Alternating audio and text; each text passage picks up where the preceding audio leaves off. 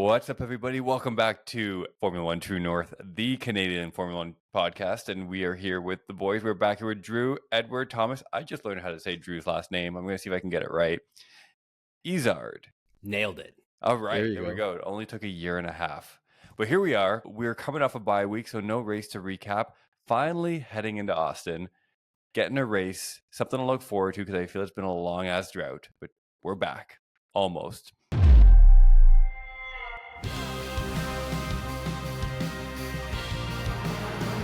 It's lights out and away we go.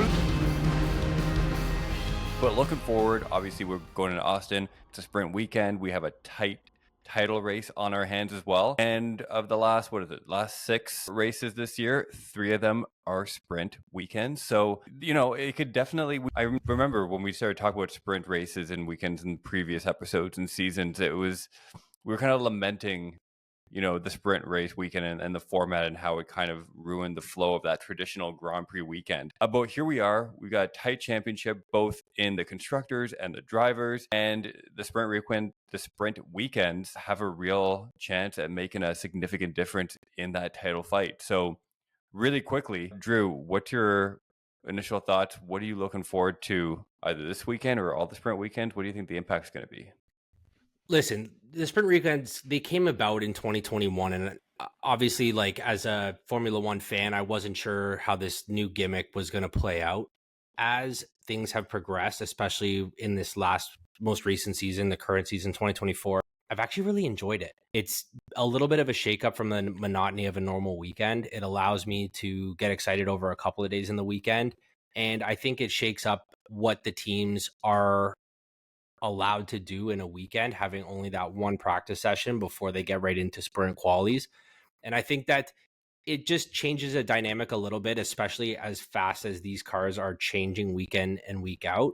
And it gives the viewers another race to watch. And as much as I hated at the beginning, they're really starting to grow on me. And I'm looking forward to it. And the fact that we have 6 races left and we have 3 sprint races, I'm here for it, especially as you mentioned, because it's such a tight championship race for the driver's championship. It's going to come down to a handful of points. And if, Lando can pull off a sprint win and a Red Bull DNFs, that could really make a big change, right? So I think that, even though the sprint races don't hand out as many points as a normal Grand Prix does, I still think there's a place for it. And until they come up with something better and more entertaining, because ultimately this is all about money. Let's get real. It's all about excitement, money. That's what it's 100% about. Until they come up with another gimmick to change things up, I'm here for it. What do you got on that one, Ed? I'm the same. The more wheel-to-wheel action you actually get, I find that it's actually more exciting. And not only from a wheel-to-wheel standpoint, but also for the drivers too. Because now you're not just thinking, I've done my quick laps, I've done the setup for qualifying and for free practice, which is my favorite. But you're now looking at it from a standpoint of, I'm battling these people, or I'm battling my the other drivers, other teams, and you're now looking into drafting. You're looking into how the aerodynamics react with the other cars on the grid, and still trying to get the performance out of your setup. So for me, from a engineering and mechanical standpoint, and for the race as well, I love it. I guess not a lot of people like that because it breaks the tradition of the the weekend, but I think it's a fantastic idea. More wheel-to-wheel action for the fans. That's what they're looking for. That's what I'm looking for. So bring it on. And if it does change the championship, great.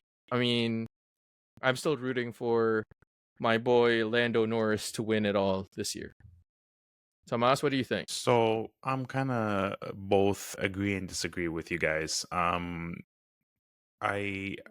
At first when sprint started, I thought, kind of what you guys thought, or what I thought, was going to be great, kind of breaks up the weekend, more racing, wheel to wheel action. But then slowly somehow I caught myself not really tuning in or watching the sprints as much as I thought I would. And, I keep on asking myself, that question, why is it not entertaining? Well, no, there is entertaining sprints and there is not entertaining sprints. Same with the GP. but I didn't really catch on to the vibe. To Ed's points again, it kind of breaks away from the tradition, and I'm not as pumped. It seems kind of like just another side gimmick, and per se doesn't really add too much value in my eyes. I just can't really tune in and enjoy it as much as I should.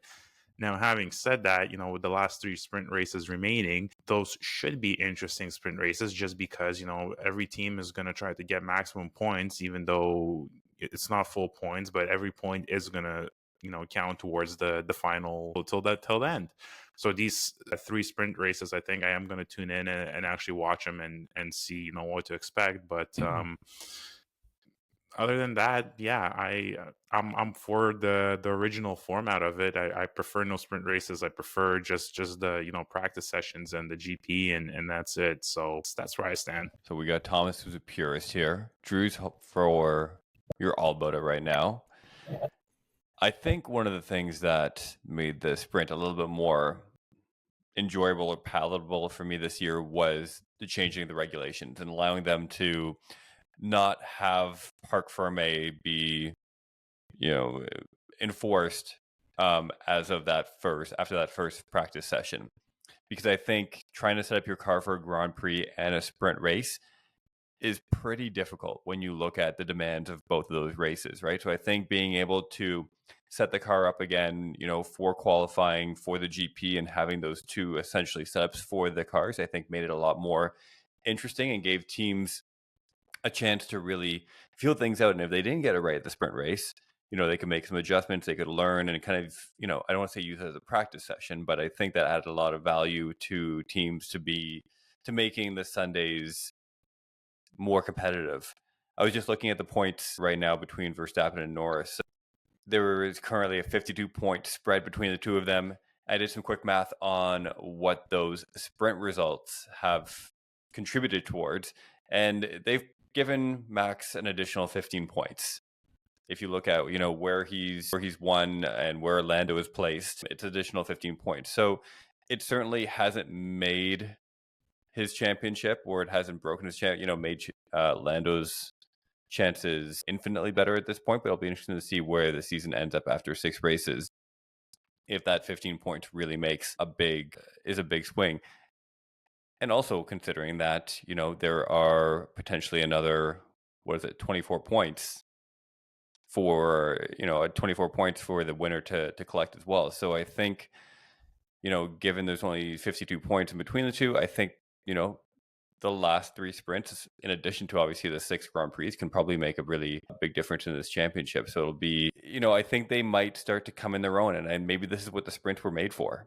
Maybe they were there to add like a little extra firepower to the competitiveness. Obviously we talk about like the monetary value of them and the media and the marketing side of it. But, if it can bring a championship closer with 6 races left, I'm not mad about it. Like, we all remember how much fun 2021 was when, Max and Lewis ended that last, were tied that last race. I mean, the chances for that were ridiculous. And I think we might be heading in a similar direction with Lando and Max. So lots to look forward to. Based on what we've seen this year, I think I know Thomas's answer, but based on what we've seen this year, would you be in favor of adding more sprint races to the calendar? So I think, with the way sprint races go, we have 6 this year out of 24 races. So that's a quarter of them have it. I think that there's got to be a balance. I might go up to a 33%, like a 1 in 3 races kind of thing. But like even 1 in 4 is probably pushing it, because I think that there's an element to it that adds just a switch up to a normal Grand Prix weekend. Because like you go from a 305 kilometer race or plus minus to a 100-kilometer sprint race. And so that's, anywhere from 15 to 20 laps in a car. There's no mandatory pit stops. So these guys just pelt it. It's real wheel-to-wheel racing and in its truest form. And, obviously the qualities for the sprint race are equally as competitive as they are for the Grand Prix. And so you're just adding another race, albeit, a 33% race to the weekend. And I just don't know if adding another set of those to that already 24 race calendar is going to be where the sport needs to go. I just don't think that the additional races hold as much value as the traditional Grand Prix. And so I think that, going forward, I wouldn't push it any more than where they got it right now. Like, it would just be too much. Yeah, I totally agree on that one because it's tiring. Because can you imagine if for every race or sprint race rather that there would be a crash and they would have to scramble, oh no, we don't have a car, or like something might break in the car or break the engine and then they have to replace the engine and then it's a dock on their standings and they'll get a race penalty out of it, so on and so forth. So there's a lot. I mean, very entertaining one side, and this is where Tomas kind of like comes in. That very entertaining, yes, but the margin of error for you to be able to get into an accident or a mishap or blow your engine or anything, or for that matter, which would destroy the entire weekend. Yeah, it increases the chances of that happening. So to your question, Walker, like to add it, nah, leave it as it is. It just adds that extra flavor into the season, adds that extra competition. But beyond that, I mean, every team right now is already complaining we have too many races on the schedule for the year. And if you add another set of sprint races, adds another set of like headaches for them, it might snowball and people might start leaving or teams might start leaving. Yeah, not much else to add. I think the way it is right now, I think it's totally fine. To what Ed said, essentially adding more races is definitely a headache for the drivers because, as we all know, they all complained how it's already a pretty packed calendar, and then, God forbid something happens with the car or the engine or there's an accident, and what Ed said, it basically ruins their whole weekend. Just repeating kind of what the guy said, adding more sprint races won't really, I don't see it adding any more value to the sport. It would be too repetitive and I think diluted, and it wouldn't feel like Formula One anymore, honestly. It would just be a very plain, obvious cash grab. I think that's what I would see it as. It'd be sick. Okay, tell me you guys think of this idea. Keep the sprint races the same, have 6 per year. However, all the sprint races, they are raced with spec cars owned and provided by the FIA. Even playing field, teams don't have to worry about, equipment, engines, chassis.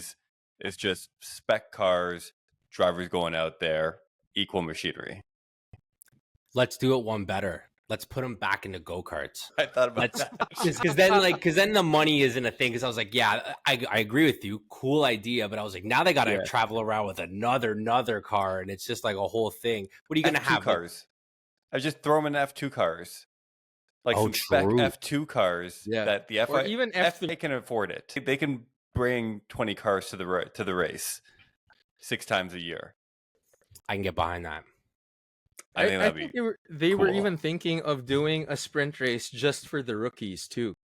That they mentioned that in one of the podcasts I've listened to, or was it on Instagram or whatnot. But yeah, that's a fantastic idea because now it reduces the margin of error. It evens out the playing field because no one has higher budget, so on and so forth. You'll never know. Haas could be like the winner and sweep all the sprint races, or even Alpine or Sauber. So the spec car is the ultimate equalizer. Yes, I like that. Just throw a livery on like an F3 car and just like have them rep. I think the drivers would really enjoy that too. I think they like would a little more analog, like a little more like visceral. I don't really know, but I think they could really get behind this. FIA, do it up. You heard Does it. Does the FIA have a suggestion box that we can just slip something in there? Hey, listen, we got some guys from Canada. They're all right, I guess. Here's an idea. Right? Slide into their DMs, Drew. Let's do it. You can do it. Or into the Discord. They might be, they might message us on the Discord. We don't need people to pitch us the idea. We need we need to get in. We need to infiltrate the Formula One group chat, the drivers group chat. Yes. So what's up? That's what we need to do. Just join that. It backwards. Hey guys, you get in there, buddy. 6 degrees of land stroll. We got to be able to figure that out. Yes, Being 100%. Canadian, absolutely. There's 6 degrees of stroll here somewhere. We just got to figure it out. So, all right. So we're going to roll into our next race, Austin Sprint Weekend. Let's talk about the race because it's nice to be able to talk about a race again. It's been a few weeks, as I mentioned. We got the sprint coming up, as we just discussed. Tight title fight. Constructors are heating up. So much going on. And it's Austin, which is just a spectacle in and of itself. So, Drew, what are you looking forward to this week? I want to talk about the elephant in the room. We got Liam Lawson back.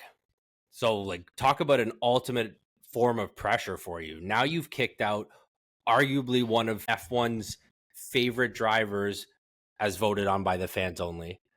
But now Lawson has to show up in that car and spank Yuki Tsunoda. And unfortunately, he did a little bit of that before, but I'm very much looking forward to seeing what he has to offer now that he's been in. He's put some time in to the simulator.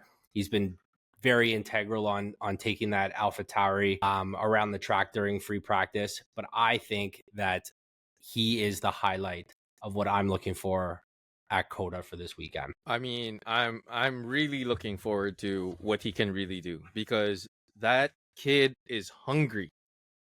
He's been just like at it with the Red Bull organization. Guys, either give me a drive or I'm gonna leave. So this would be the test for him if he can actually get a seat in 2025 and be that reason for Helmut Marko to be like, that's right, I told you so. He was the right one. It wasn't supposed to be Ricardo. So super excited for this. But the other side of the coin is just like, can he really perform? I mean, he already showed up last year. It was okay. He scored the points, but I don't know. I'd really like to see what he shows up in COTA. So looking forward to it.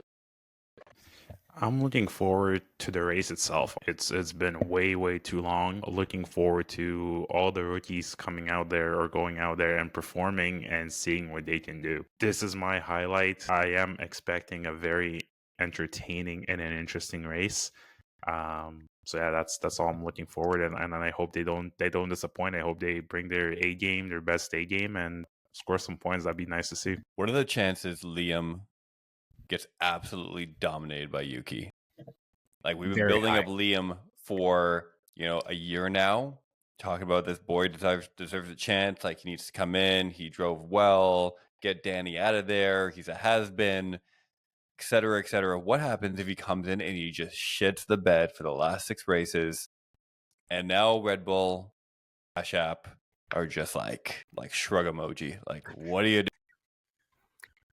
I think the odds are pretty high. Like, I don't imagine him getting it. Like, okay, so what are we talking about? Are we talking about him beating Yuki or just being better than Danny? Because I think that being better than Danny is way more attainable than beating Yuki. I know that that's not a huge margin that he's dealing with. Like, to be better than Yuki isn't that much harder. But I don't know if he's going to jump in that car and be more competitive than Yuki. I hope he does for his sake, because that would make everybody at Red Bull very happy. And if he doesn't, like you said, Walker, they're going to be absolutely gutted because they put all their eggs in this basket halfway through the season. I don't think better than Daniel is an option, frankly, because you're losing Daniel, who is, he's got money behind him, he's got the personality, he's got the marketing, et cetera, et cetera. And you have Liam, who, for all intents and purposes, in the F1 scope of things, is broke, right? He doesn't bring a lot of money. He doesn't bring a lot of sponsors. He's just there on he's there on talent, which is amazing. But I think he has to absolutely dominate that team and really show that he deserves a place there, because if not, there are a lot of guys that are probably just as good as Danny at this point that can come in with more money, more sponsorships, more opportunities. And that's, as we all know, a massive part of staying in your seat in Formula One. Ed? Well, that's the problem, though. At this point, like, if, let's say, Liam Lawson does not perform, and you're right, Walker, the floor of Liam's career right now is beating Tsunoda. Daniel Ricciardo is not even supposed to be in the conversation at this point because they know that he's supposed to be better. But if he gets spanked by Tsunoda, Marco is going to be in trouble. And on top of that, the roster right now, there's no one there that's going to replace Liam Lawson. There is absolutely the best one that they have which would probably be a year or 2 years too early, is one of their drivers in F3. And that's it. They don't have a roster. Liam Lawson is their final piece or their final chess piece. If this doesn't work, yeah. I probably would even if might be far-fetched, I would probably see Christian Horner trying to talk to George Russell and bringing him on. And that's like super far-fetched because they've put themselves in a situation right now that they have no recourse. They have no other options at this point. So Liam Lawson, everything is on him. And you're right, Drew. The pressure is on him right now, not just being for himself, but for the rest of the organization. The pressure is unreal for Liam. Part of it is I think Visa Cash App did a huge mistake doing what they did in regards to getting rid of Daniel and putting Liam in essentially mid-season or near the end of the season. I think that was a stupid move. In regards to Liam, I don't know, man. I have faith. I think he's going to kill it. I think he's going to beat Tsunoda. I think he's going to be better than Daniel. Yeah, there's going to be a lot of pressure on him. He's putting pressure on himself as well to perform. He has to perform. Essentially you took someone else's seat and all eyes are on you. I'm going to give him the benefit of the doubt. I think he's going to go out there and he's going to kill it. And he's, what we've seen in the past when he covered for someone, he's going to bring his A game and he's going to surprise us all and he's going to dominate. And I think we're all, Ed and Drew, you're going to eat your words and I'm going to say, I told you so. So let's go, Liam. Alrighty. Oh, shit. I also didn't say he was going to do terribly. I was just making a statement that he better do well. Otherwise, it's not a good look. But I'll take it. Sure. Yeah, you're all putting so much pressure on the guy. I mean, yeah, there is a lot of pressure, but I feel like you're almost writing him off. I don't know why. I'm not writing him off. No. We're not writing him off. But there is a lot of pressure on him. There's a ton of pressure. If he fails, he's gone. You canned a hero of the sport for many of the new fans, and you've taken him, thrown him in the garbage, and you've replaced him for this, a little bit better than a maybe. He was a maybe before, and now he's had a few races when Danny got hurt, and he showed up moderately well, better than people expected. But is he like the next big thing? I don't think so. He's had a little bit more time in the sim. He's had a little bit more time to kind of gel with the team and the family at Red Bull. Maybe that'll help him out a little bit, but look at Colapinto.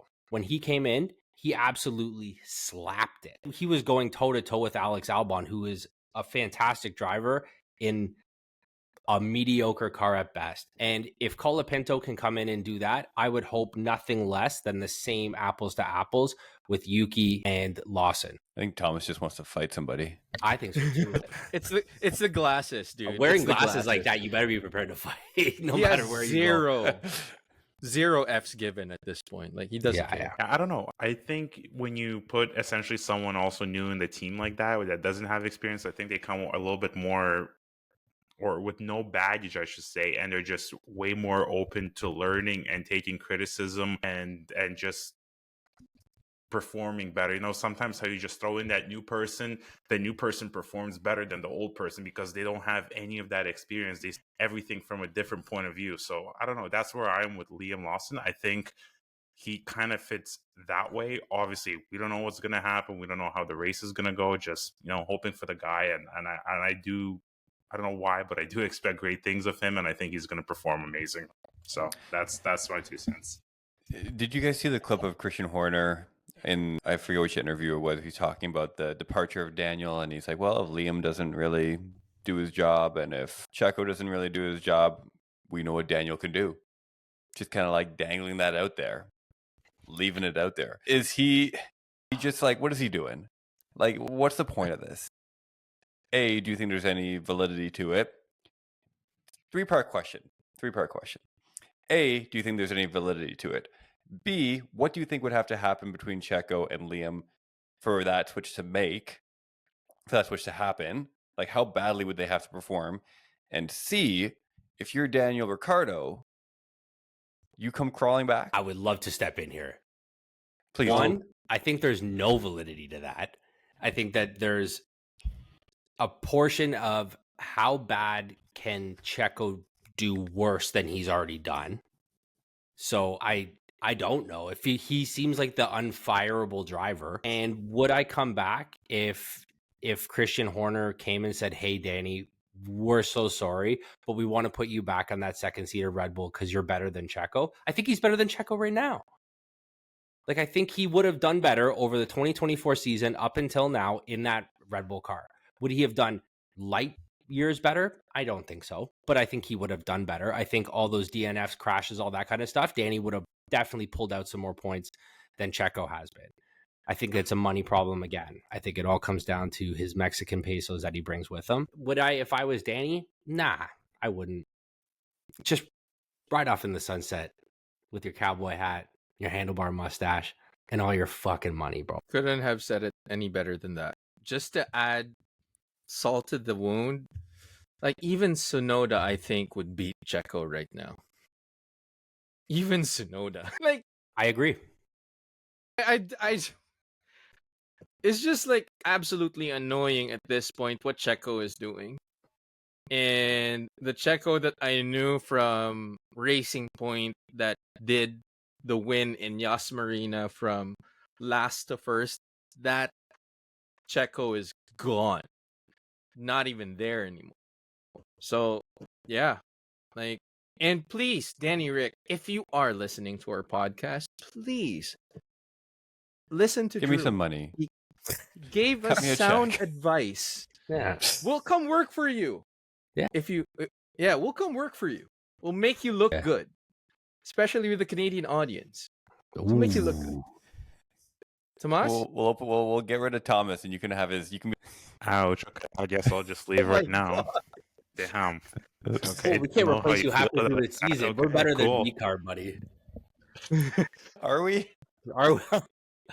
You know what? Never mind. I'll leave. I'll take one for the team. No, to what Christian's saying is there's no validity. Checo is a garbage driver right now. I'm sorry to say it. There's no other words. See, he's trash, and we all know he brings in sponsors. He brings in money for Red Bull, which is fine. But what Ed said, what the fuck are you doing, Checo? You're annoying to watch at this point. GTFO, like, and if Corner, would actually say, "Hey, Checo, we were wrong. Can you please come back to us?" Or sorry, if Horner would say, to Danny, "Hey, Danny, we were wrong. Can you please come back to us?" I'd be like, "No." It's the same to Drew's point. No, like I'm done with Formula One. I'm done with you guys. I'm not taking this. This opportunity anymore because we kind of have a good idea where it most likely would end up again. Red Bull wouldn't like something again, or he wouldn't be performing again to their standards. And why go through something like that again? It's just not worth it. I just want to point out for all the listeners out there that in Thomas's critique of Checo, you started off by calling him garbage, and you said there are no other words, and then you followed up with trash, piece of shit, and get the fuck out. So. There are other lots words. of words. Yeah, apparently. Words. They're all four-letter According to words. Thomas. Choice words. Yeah. But hold on. Before we move on from COTA, can we go and touch on one thing that is clearly needed to be talked about? We're back in a championship drivers fight again. Like, Lando and Max are going to go toe-to-toe because the last 6 races, especially because they're sprint races, they need to be on fire. There is a big, big prize at the end of this. That one race swing, a DNF or whatever, can change everything here. So I'm pumped about that. Like, we actually have a championship fight. Like, this isn't a 200 and something point runaway going into the last 6 races of the season and 3 being sprint races. There's lots of points up for grab, and I'm all the way here for it. Who you guys got? Do I have to say it? We know who you got. Okay. There you go. So let's go to Tomas on this one. Top 3 though. Top 3. Repeat the question because my screen just cut out, so I not get that. Podium for this weekend. For this weekend podium. Okay. I'm gonna say Leclerc, Lando, and All right, I'll go next. Lando, Piastri, Max. Obviously. Yeah, he has to. He has to. That's For the Oracle That's to no Oracle, choice. he needs to. You Yeah, he guys needs don't that even have to happen. ask. From here on out, it's Lando and Piastri. That's it. Doesn't matter. Whoever's third, I don't really care. Zero So, critical thinking or analysis. No, Just straight no, up. no. Yeah, straight up. Yeah. Yeah. I believe in Okay. those boys. I believe in the team. They're gonna win it this year. I'm gonna hold on to that. I'm gonna go Oscar, Max, Lando. Yeah, I'm gonna go Lando. Although I don't know why, but I got a feeling he's just gonna fuck something up this weekend. I got Charles, and Russell. That's what I've I got. figured George was Yeah. gonna hit your podium. I'm happy about that, though. Yeah. I mean, I was gonna go Lewis, but I was like, nah, I gotta change it up. Yeah, that's fair. I gotta change I it. mean, he Can't be did an Ed. perform in Spa. Yep. Like 100%. Russell performed in Spa, so it's almost the same layout. Like lots of fast corners, lots of good straights, and who knows, he may do the tire whisperer again. Yeah, I think, Lando, I have him down winning the Grand Prix, but I just hope he can come off this break focused, with his shit together, confident. We talked about confidence, right? We talked Yes. about like having that kind of killer like belief in yourself. And I was listening to a podcast or something over the last few weeks, and they talked about like how he talks on the radio and how he kind of has like there's self-doubt and he takes the blame, which is great from like a leadership perspective in a lot of ways. But is he able to kind of like recalibrate and come back as that absolute killer on track? And I hope he is. But I would not be surprised if they get something wrong this weekend. Strategy-wise, driver-wise, I'm not sure, but fingers crossed for Lando, because I want to see this championship tighten up. And even though, I think given how close it is right now, I wouldn't even be mad if Max won, because I feel like this would be probably one of the 2021 not included, because he still drove great that season. I feel like this would be one of the most recent ones where he's actually earned it, right? He's been fighting with the car. He's still found a way to come across. So I wouldn't be mad if he won, but it'd be nice to see it tighten up a bit, and we'll see what happens at the end. Let's take this quick pause here and plug Formula One True North, the Discord channel. If you guys haven't yet, please jump into the show notes. There'll be a link there. Join the Discord. It's all the Formula One talk you could ever want, need. We got all kinds of stuff in there, upcoming races, social media stuff going on, a bunch of people in there all having a good time, all based around Formula One. If you're not into Discord, that's cool. We got you on all the other socials. We got Instagram, we got TikTok, we got YouTube, the whole kit. So if you're listening to this somewhere, jump on the YouTube. You know what? Maybe not. Because sometimes when I go and see podcast guys and I actually see their faces, it's one of those like don't meet your heroes thing. It gets me all thrown off. So if you're listening to us, just keep listening to us. We appreciate that. And if you're on YouTube, you already seen our ugly mugs, so stick around. Hit that subscribe button. We appreciate it. Nice. Your plugs have been getting like really weird lately. Like first they got a little desperate for a while, and now they're a little insulting. I'm really not sure how to take this. You should go to YouTube, however, and get a look at Thomas for no other reason. Yes. Like, I agree. Me, Drew, Ed, like whatever. Yeah, actually, Ed's got like a sick background, so go take a look at Ed too.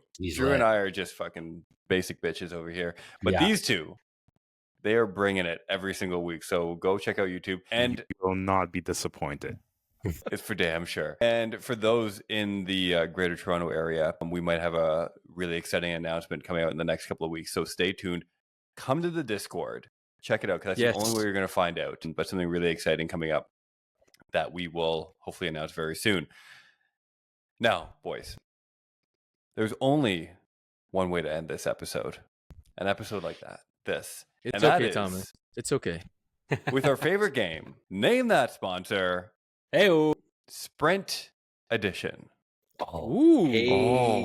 Okay. So, this is how it's going to work. Like every week, I'm going to name 3 sponsors. You're going to tell me which car they are on and what that company does. This week, we have chosen sponsors from Sprint winning cars dating back to 2021. Oh, wow. So these sponsors were on a car, on a team. They won a sprint race sometime between 2021 and 2024. 3 years of sprint winners. you have to choose from and sprint winning cars. Are you guys ready? No. Never. But sure, let's do this. First up is Arrow. I am going to say shipping company, and I am going to say McLaren. I will go with the clothing company, Red Bull. It is on McLaren and do I go? Yeah, logistics. Fuck, I have to. I panicked, boys. I panicked. You know what? It's a safe answer. It's not the right one, but Arrow is on McLaren, McLaren. And Arrow Electronics is a global provider of technology products and services specializing in electronic components, enterprise computing, and in artificial intelligence. So there you go. Wow. All right. And they were on McLaren. Specifically, they were on Oscar Piastri's sprint winning car from last His very year, first win. 2023. His very first win. Nice. Okay. We like you. There we go. Our second sponsor is AMD. I am going to say Mercedes and software office company. Mercedes, they are a semiconductor company, but they mainly create computer components like CPU chips and graphics cards. All right. That is wildly specific, so I appreciate your confidence on that, sir. I am also going to go with Mercedes, and they are an AI tech computing. Okay, so they are on Mercedes. Point all around for that. And Ed, you're correct. CPU, computer chips, et cetera, et cetera. I don't think we can give Drew the point. Bonus point, though. Who was the winner of the sprint race? George Russell. Nope, Valtteri Bottas. Valtteri Bottas. Hamilton. Would you say Ed? Hamilton. Look at Drew. Picking up the pieces. Valtteri Bottas. Was it Sao Paulo 2021? It was Sao Paulo 2021. Yo. I think that Also- deserves an extra point. Boy's good. That was I think actually that one- also the Italian Grand Prix in 2021. I It don't was recall interesting. that. Of all Okay. the sprint races, there have only been 5 different winners. Crazy. 5 different winners. Last one, CDW. I'm going to say Ferrari clothing company. Ferrari software company. I'm going to say they're on McLaren and they're a computer sales company. Can you be more specific with computer sales company? They sell computers. Like a Dell? Not like a Dell company, no, but they sell other people's computers. Like a Best Buy? Kinda. More so Best Buy than Dell. Okay, well, you're wrong. So Either of those CDW. answered matter. What if I said it was like a Dell? Would that have been right? Well, No? I'm gonna read what they do, and you can tell me how close you were. All right. So CDW is on Red Bull, specifically Sergio Perez's 2023 Azerbaijan sprint weekend win, and they are, where are they here? God damn it, I lost my page. CDW Corporation is an American technology company headquartered in Vernon Hills, Illinois, that provides technology products and services for businesses, government, and education. Okay. So I don't really think that counts. I wouldn't give it to Oh, me. you know what? CDW can help expand your work from home strategy so employees can achieve more in more places. Brands: Apple, Lenovo, Toshiba, LG, What? Acer. I don't know. Actually, it was right. I think Well, it I was don't know. right there. We'll take a vote. We I gotta think take it a vote. There you go. No, take a I vote. think it was right can't there. vote. I got to recuse myself from this vote. Well, yeah, you can't vote. Yeah, I think we should give it. Okay. Yeah. It was a lucky guess. So sorry, was it more Dell or Best Buy? All right. Yeah, so the only sprint winners so far have been Max, Valtteri, George, Sergio, and Oscar. That's it. Wow. Well, Hamilton Max has a is Valtteri long actually one. has, Max has Oh, had okay. 10, Valtteri has had 2, and then George, Sergio, and Oscar have all had 1. So there you go. Hell There you yeah. have it. Maybe it's Lando's turn. Maybe. Maybe he won't fudge Maybe. it up this time. I like it. Yeah. Looking forward to it. Anyway, so looking current forward score is Drew with 21 points. We have Ed with 14. Thomas, another positive week, buddy. You're no goose eggs. You're coming in at 9. Okay. He's All only right. to it. five Drew, back from I'm Eddie. That's getting not bad. closer. It's heating Yeah. up. Well, when there's Heating up. 6 Getting available every week, Yeah, buddy, you're only a week away from the goods. you're only a week away. That's it. You can do it. I will do it. I will catch up. I don't know if I'll get first place, but I'm gunning for that second, Ed. So watch your back, boy. You just gotta really look at the cars when they're racing Okay. this weekend. Just like really peer into them. Exactly. All right, boys. This was fun. Thank you everyone for listening. This has been Formula One True North, the Canadian One Formula One podcast.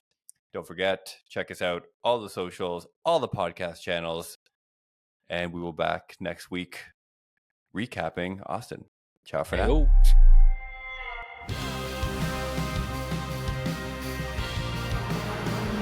It's lights out and away we go.